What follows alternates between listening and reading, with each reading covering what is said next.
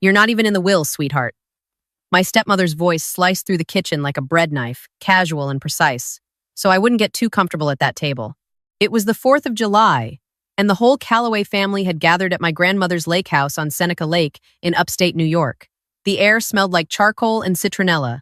Red, white, and blue streamers hung from the porch rafters, and someone had stuck a miniature flag into every ear of corn on the table. My grandmother, Ruth, sat at the head of the long wooden table on the back deck, her white hair pinned up with a tortoiseshell clip, her eyes moving slowly across the family like she was reading a room full of evidence. She had just handed out 4 envelopes, one for me, one for my half-sister, Brooke, one for my stepbrother, Marcus, and one for my biological brother, Connor, who hadn't shown up because he had a thing in Austin, which meant he was avoiding our father, same as every holiday since he turned 18 and left. I opened my envelope. Inside was a cashier's check for $15,000. My name was printed on it in neat block letters, Elena Calloway. I stared at it. I couldn't remember the last time anyone in this family had given me anything that didn't come with conditions. Before I could say a word, my stepmother, Victoria, plucked the check from my fingers. She held it up to the light like it was a counterfeit bill at a gas station. "Oh, Ruth," she said, her voice dripping with that particular brand of sweetness that always made my skin crawl.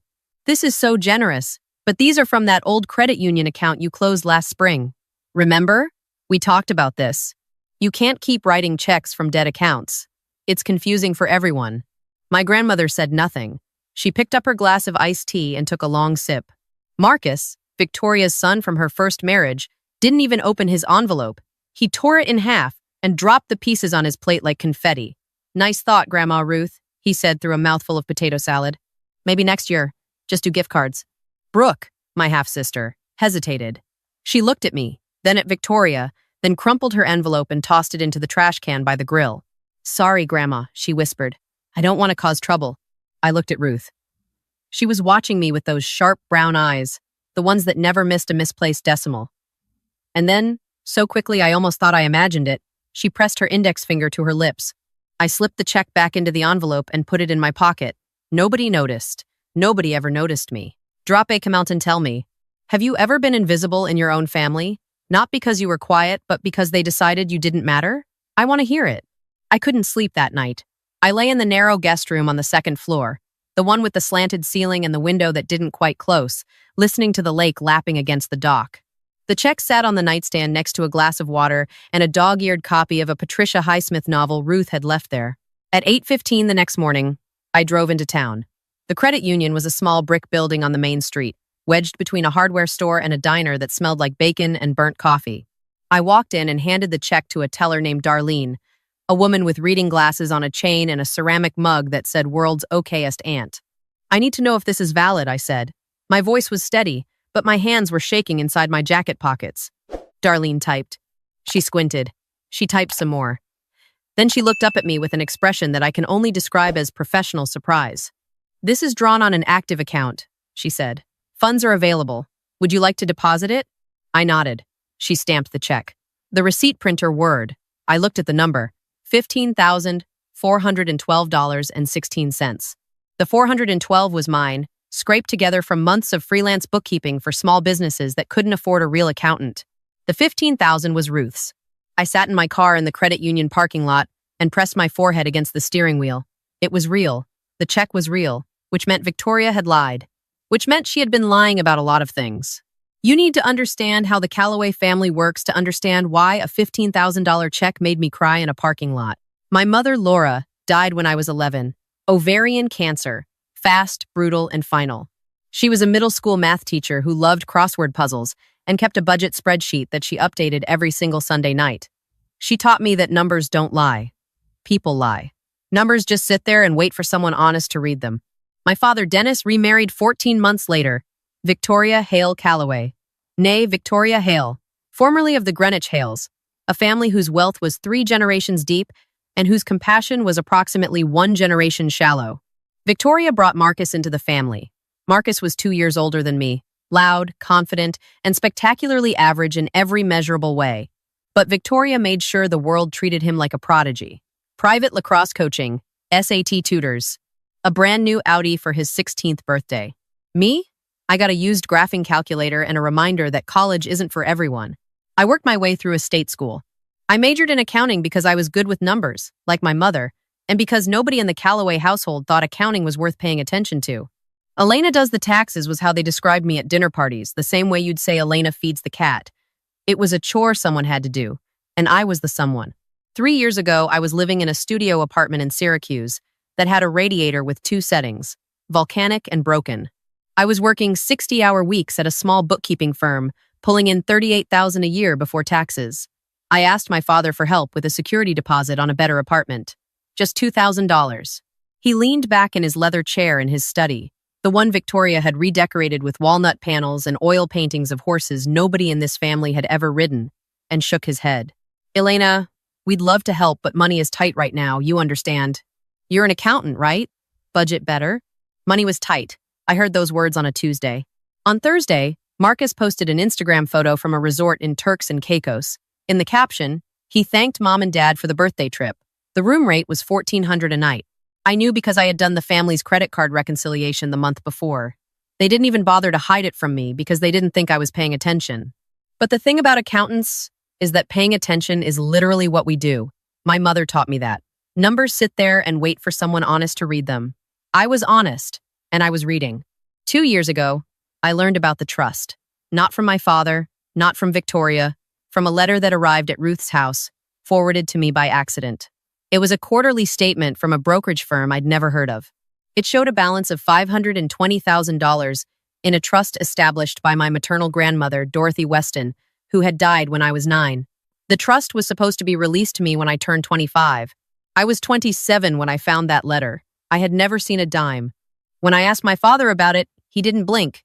That trust was restructured years ago, he said. The principal was moved into a family investment account for tax efficiency. Victoria and I manage it on your behalf. When the time is right, we'll release it. When the time is right, that phrase haunted me. I asked to see the statements. He said the financial advisor would send them. They never came. I asked again. He said he'd look into it. He didn't. I asked a third time, and Victoria pulled me aside. Elena, she said, her manicured hand on my shoulder like a claw wrapped in silk. Your father and I have protected that money for you because, frankly, you don't have the financial sophistication to manage that kind of wealth. You're a bookkeeper. You balance checkbooks. This is different. This is real money. I'm a certified public accountant, I said. She smiled. Exactly. You work for other people. You don't build things. Trust us. We know what we're doing. I stopped asking, but I didn't stop counting. Sitting in that credit union parking lot, I did the math one more time. Marcus's Audi, Brooke's private school tuition, the kitchen renovation, the boat, the trips. The investments in Marcus's string of failed business ideas, a food truck that never left the driveway, a clothing brand that produced exactly 0 garments, a cryptocurrency play that evaporated in 6 weeks. $520,000 doesn't last long when 5 people are spending it and only 1 person earned it. I drove to Ruth's house, not the lake house where the family was staying. Her real home, a gray colonial on a hill outside town, surrounded by birch trees and absolutely silent, except for the ticking of the grandfather clock in the hallway. She was in her study, sitting at her roll-top desk, a cup of black coffee steaming beside a stack of legal pads. She didn't look frail. She looked like a woman who had been doing arithmetic in her head for 81 years and had never once gotten the wrong answer. You went to the credit union, she said without turning around. It cleared, I said. 15,000. It's real. Of course it's real. She turned to face me. I'm old, Elena. I'm not incompetent, despite what your stepmother tells the family attorney every chance she gets. The trust, I said. They took it. Ruth was quiet for a moment. Your grandmother Dorothy set that money aside because she believed you were the only one in this family who understood the value of $1. She was right. Dennis told me you signed a deferral. He showed me a letter with your signature. I never signed anything. I know that now, Ruth said, but I need more than suspicion. Victoria has been whispering to my lawyer about cognitive decline. If I accuse them without hard evidence, they'll petition for conservatorship, and I'll lose control of everything before I can protect it. How much is everything? Ruth looked at me over her reading glasses. The estate is valued at approximately $12 million. The lake house, this property, the investment accounts, the timberland up north. I was planning to divide it evenly. But if they've committed fraud, the trust provision is clear. Fraud voids the bequest. I sat down. My hands were steady now. The shaking was gone. In its place was something cold and precise. The feeling I get when I open a spreadsheet and know that somewhere in column J, someone has been lying. What do you need me to do? Ruth picked up the phone. I'm going to call your father. I'm going to tell him I want to restructure the estate distribution, accelerate it, avoid probate. But I'll need a clean financial review first. The trust documents, the investment records, everything on the table. I'll give them 72 hours. They'll fabricate everything, I said. Ruth smiled. It was the smile of a woman who had survived a husband, 2 recessions, and 70 years of people underestimating her. I'm counting on it. She dialed. I listened on speaker. Dennis, she said, her voice thin and wavering, a performance so convincing I almost believed it myself. I've been thinking, I don't want you kids fighting over the estate when I'm gone. I want to restructure everything now. Move the major assets into a family trust with you and Victoria as co-trustees. I could hear my father inhale sharply. Mom, that's incredibly generous. We can come over tonight. Not yet, Ruth said. My attorney, Alan Whitfield, wants to see a full accounting first. Dorothy's trust for Elena, the investment records, everything. Just to confirm it's all been managed properly. Bring it to his office Friday morning. Once Alan signs off, we move forward. Of course, my father said. His voice was vibrating with barely concealed greed. We have everything organized. No problem at all. Ruth hung up and looked at me. Now we watch. Here's the thing about being the family's invisible accountant. For 6 years, I had done the Calloway family's taxes. I had set up their QuickBooks. I had organized their cloud storage. I had configured the shared family Google Drive because Victoria once called me in a panic at 11 at night because she couldn't figure out how to upload a PDF. They never changed the passwords. They never restricted my access. They never even thought about it. Because I was just Elena, the girl who balanced the checkbooks. You don't lock the door when you think the person inside is too stupid to know what they're looking at. I opened my laptop and logged into the family's Google Drive. For the first 12 hours, nothing happened. Then, at 10:47 p.m. on Wednesday, the uploads began. I watched the notifications cascade down my screen like a stock ticker printing bad news. Trust, fund, summary, draft, TN, TLSX, uploaded by Dennis Calloway. Brokerage, statement, template, PDF, uploaded by Victoria Calloway. Trust fund summary, V2, XLSX, uploaded by Dennis Calloway. Dorothy Weston Trust Final. PDF, uploaded by Victoria Calloway. Delete notification. Trust fund, summary, draft, 2L, 2LX, 2LS removed by Victoria Calloway. They were building the records from scratch. Because the records didn't exist. Because the money was gone. They didn't know that Google Drive keeps a version history of every file. They didn't know that deleted files go to a trash folder that retains them for 30 days. They didn't know because they never asked. And they never asked because they thought I was furniture. At 2:13 a.m. Thursday, the final file appeared. Dorothy Weston Trust Complete Statement, PDF. I downloaded it. To a normal person, it looked flawless. It had the brokerage firm's logo. It had the correct address and phone number. It showed a current balance of $520,000, neatly allocated across 3 mutual funds. It had quarterly returns, transaction histories, and a management fee schedule. It was professional, detailed, and comprehensive. I'm not a normal person. I'm a CPA who spent 4 years auditing financial statements for a living. A document isn't just words and numbers on a page to me. It's a system. And systems have rules. I opened the spreadsheet in Excel and started pulling it apart. The first thing I checked was the math. In a legitimate brokerage statement, every number connects to every other number. Dividends flow into reinvestment totals. Management fees reduce the balance by a precise percentage. Quarterly returns compound, according to published fund performance data. Their numbers didn't tie. The Q3 dividends showed $4,215 reinvested into the growth fund, but the growth fund balance only increased by $3,800 from Q2 to Q3. There was a $415 gap. A real brokerage would never produce a statement with a $415 discrepancy because the software generates these numbers automatically. A human making it up wouldn't notice because they don't think in reconciliations. I do. Then I checked the formatting. The brokerage firm they were impersonating uses a proprietary reporting template. Their statements use 11-point Garamond for body text and 9-point Helvetica Neue for footnotes. The document Victoria created used 12-point Times New Roman throughout, which is the default font in Microsoft Word. That's like showing up to a black tie gala in cargo shorts. If you know what you're looking at, it screams. Then I checked the fund performance data. They had listed 3 mutual funds by ticker symbol. I pulled the actual historical returns from Morningstar's public database and compared them line by line. Their fabricated quarterly returns were close, but not exact. In Q2, they listed the bond fund return as 1.87%. The actual return was 1.62%. They didn't look it up. They guessed. And they guessed wrong. Finally, I checked the metadata. The PDF properties showed it had been created on Wednesday at 11:58 p.m. using Microsoft Word 2019. The author field read Victoria's Surface Pro. A legitimate brokerage statement would be generated by the firm's reporting software, not built in Word on a personal laptop at midnight. I saved everything: the file, the version history, the deletion logs, the metadata report, the Morningstar comparison, the reconciliation breakdown. I put it all on an encrypted thumb drive and locked it in the glove compartment of my car. Then I called Ruth. They used Times New Roman, I said. There was a pause. Then Ruth laughed. A real laugh, full and sharp.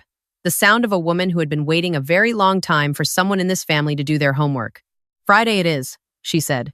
Alan Whitfield's office was on the 3rd floor of a brick building on the main street of Geneva, New York. It was the kind of law office that hadn't been redecorated since 1994. All dark green carpet and framed diplomas and a conference table that could seat 12 but usually only sat 3. On Friday morning it sat 7, Alan at the head, Ruth to his left, me in the corner, near the television mounted on the wall, my laptop bag on my knees. And at exactly 10 a.m., the double doors opened, and in walked my father, Victoria, and Marcus. Victoria was wearing a cream-colored blazer and diamond studs. Dennis had on his best navy suit. Marcus trailed behind them in a sport coat that still had the tag tucked inside the collar. They looked like a family arriving at a closing, ready to sign and collect. They didn't look at me.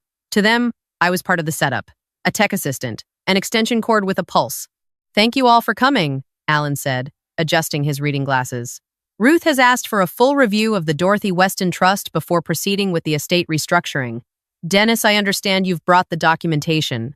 My father placed a leather portfolio on the table. It landed with a satisfying thud, the sound of a man who thought he was about to inherit $12 million. Everything's here, he said, flashing a smile so confident it bordered on indecent. The trust has been managed conservatively. The balance is strong. Elena's money is safe and sound. My eyes aren't what they used to be, Ruth said softly. Elena, would you put it on the screen? Nice and big so I can follow along. Dennis glanced at me. Go ahead, he said, the way you'd tell a dog to fetch. Victoria leaned toward me. Just the summary page, she whispered. Don't overthink it. Sure, I said. I'm good with numbers. I connected my laptop to the wall-mounted screen. I pulled up their PDF. The statement filled the display. $520,000.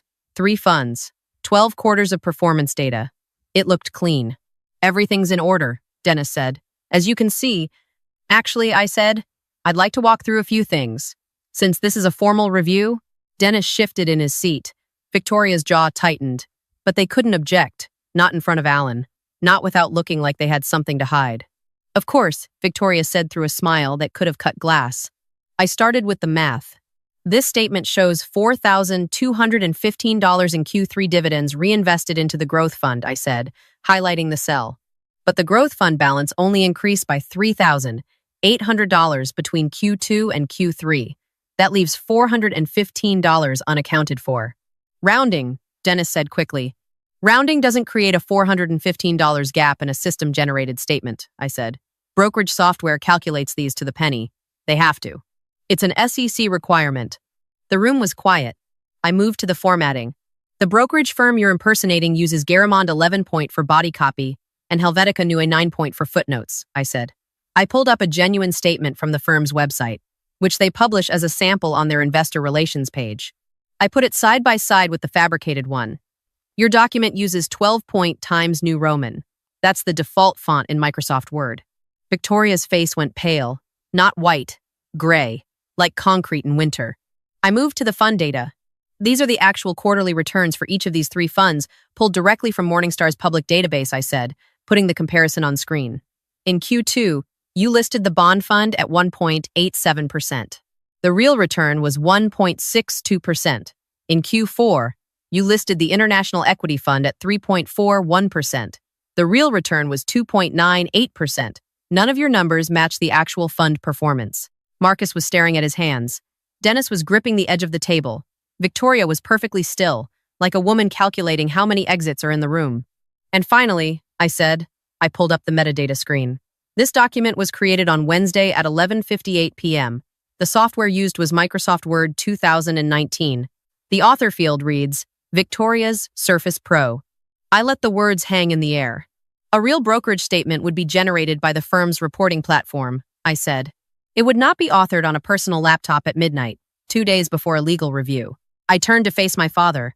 He wouldn't look at me.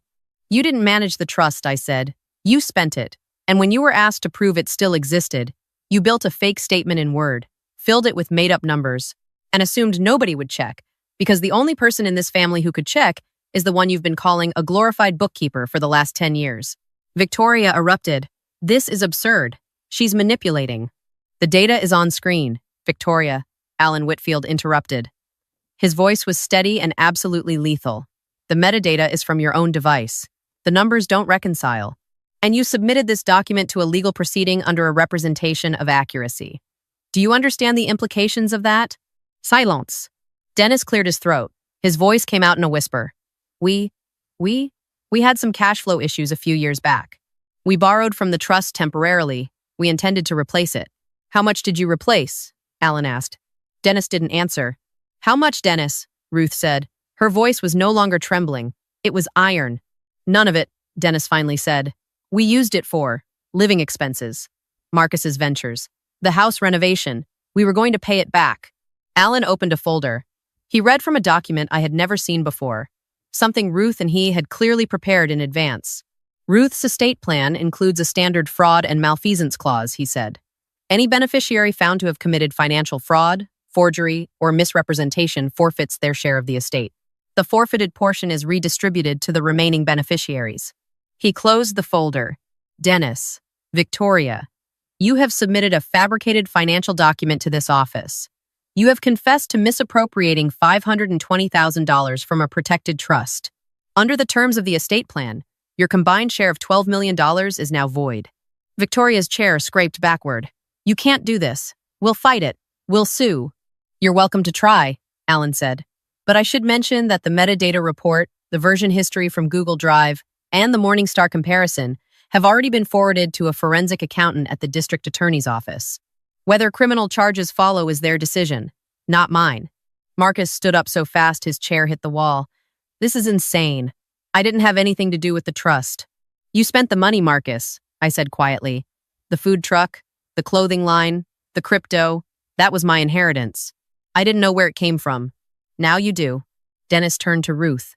His face was crumbling. For the first time in my life, I saw my father look like a man who understood he had lost something he could never buy back. Mom, please, we're your family. Ruth stood up slowly. She was 5 feet 2 inches tall and 81 years old, and in that moment, she was the tallest person in the room. Elena is my family, she said. She has been cleaning up after this family for a decade. She did your taxes, she organized your files, she built your spreadsheets. And you repaid her by stealing her inheritance and telling her she wasn't smart enough to notice. She looked at me. She noticed. Security walked them out. Victoria stopped at the door and grabbed my arm. Her nails dug into my skin. You think you've won? She hissed. You're nothing. You'll always be nothing.